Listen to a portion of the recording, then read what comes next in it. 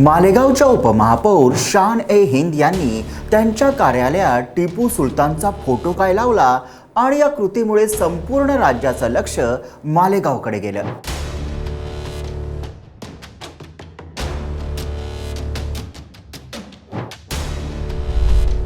शान ए हिंद यांनी आपल्या कृतीचं समर्थन केलं, पण या प्रकरणी सर्वाधिक फुटेज खाल्लं ते बेताल वक्तव्यासाठी प्रसिद्ध असणाऱ्या काँग्रेस प्रदेशाध्यक्ष हर्षवर्धन सपकाळ यांनी।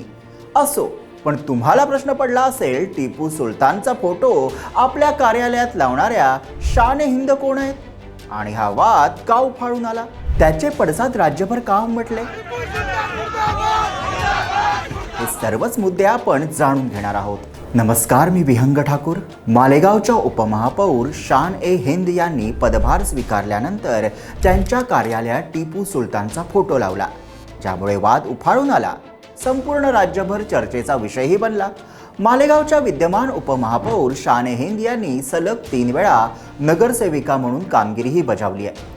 त्या माजी आमदार निहाल अहमद यांच्या कन्या असून अनेक दशकांपासून मालेगावमध्ये राजकीय पकड त्यांनी टिकवून ठेवली आहे। त्यांनी कायद्याची पदवी घेतली आहे। शान ए हिंद यांनी वडील व भावाच्या अकाली निधनानंतर राजकारणाचा वारसा पुढे नेण्यासाठी केंद्रस्थानी येऊन आपली भूमिका साकारली। त्यांच्या राजकीय प्रवासात समाजवादी पक्षात प्रवेश, महापालिका निवडणुकीतील विजय आणि उपमहापौर पदाची निवड या सर्व गोष्टी त्यांच्या मालेगावच्या राजकारणाच्या केंद्रस्थानी येण्यासाठी महत्त्वाच्या ठरल्या। पदभार स्वीकारल्यानंतर त्यांनी टिपू सुलतानचा फोटो लावल्यामुळे नव्या वादाला तोंड फुटलं आणि राज्यभर त्यांची चर्चा झाली। टिपू सुलतानचा फोटो कार्यालयात लावल्यानंतर वाद वाढू लागला, तेव्हा उपमहापौर शान ए हिंद यांनी स्पष्ट भूमिका मांडली।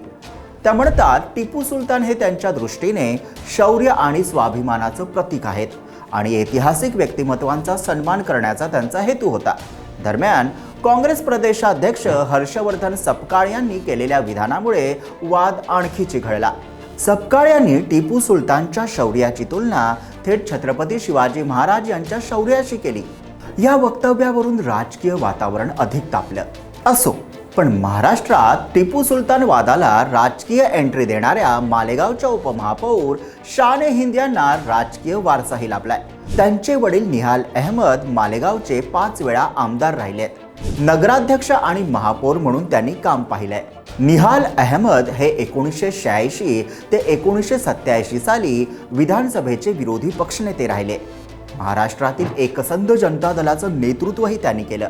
जनता दलातील फुटीनंतर निहाल अहमद यांनी देवेगौडा यांच्या जनता दल सेक्युलर पक्षाची धुरा महाराष्ट्रात सांभाळली। शान ए हिंद यांच्या मातोश्री सजेदा निहाल अहमद यांनी मालेगावच्या नगर परिषदेचे अध्यक्षपदी भूषवलं होतं।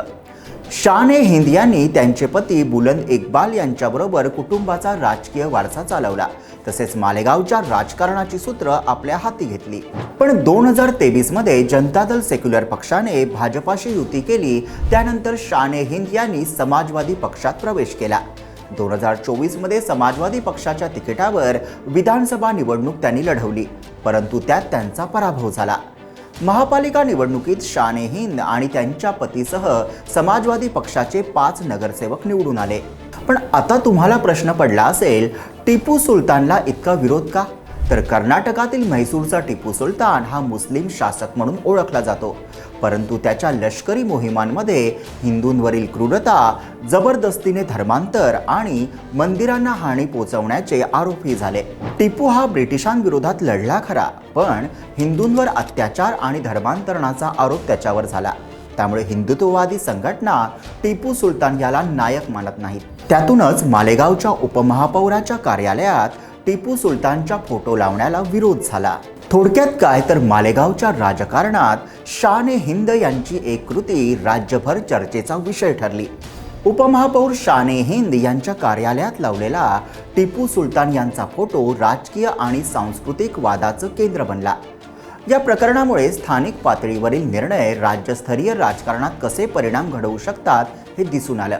तर मालेगावच्या उपमहापौर शान ए हिंद यांनी टिपू सुलतानचा फोटो आपल्या कार्यालयात लावण्याचा निर्णय योग्य की अयोग्य, तुम्हाला काय वाटतं? कमेंटमध्ये नक्की लिहा आणि व्हिडिओला लाईक करा, शेअर करा आणि आमच्या YouTube चॅनलला सबस्क्राईब करा।